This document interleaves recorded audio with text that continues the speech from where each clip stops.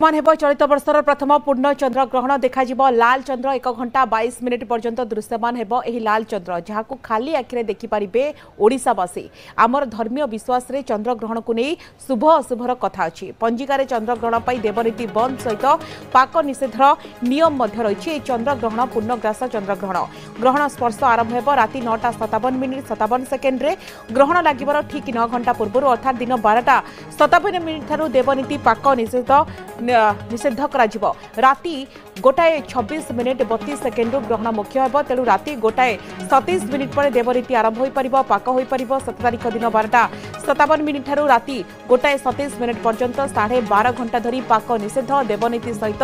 ग्रहणर समस्त रीति पालन करा ज्योतिर्विद कहते ज्योतिर्विद मतरे केवल रोगी गर्भवती महिला शिशुओं नियम कोहल हो पार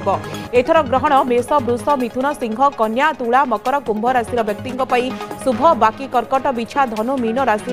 अशुभ अच्छी।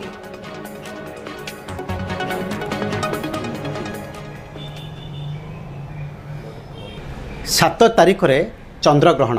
ये चंद्रग्रहण महात्म्य कौन रही एवं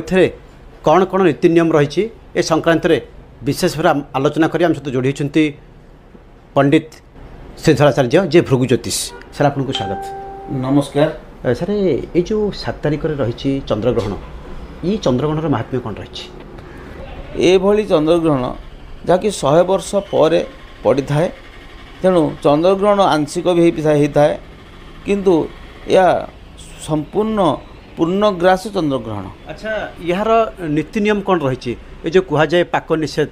एवं तापर कह जाए जे कहीं खाइबा उचित नुह एवं कौन कौन खाइबा उचित किसी नीति नियम अच्छे कि राहुग्रस्त खग्रस्त चंद्रग्रहण मीन राशि अनुष्ठित होगा जाऊँगी एवं आमर दक्षिण पश्चिम दिगरे महाकाश रे आमे चंद्रग्रहण देखिपर ये चंद्रग्रहणटी आमर अनुष्ठित होगा समय प्राय रात्र 9:57 57 सेकेंड समय आमर ग्रहण स्पर्श कर स्पर्शर 9 घंटा पूर्वर आमर जमती रही दिन 12:57 ठारू यार सूतकटी पालन करा जीवो ସେହି ସମୟରୁ ପାକ ନିଷେଧ ଏବଂ ଦେବନୀତି ଇତ୍ୟାଦି ବନ୍ଦ ରହିବ।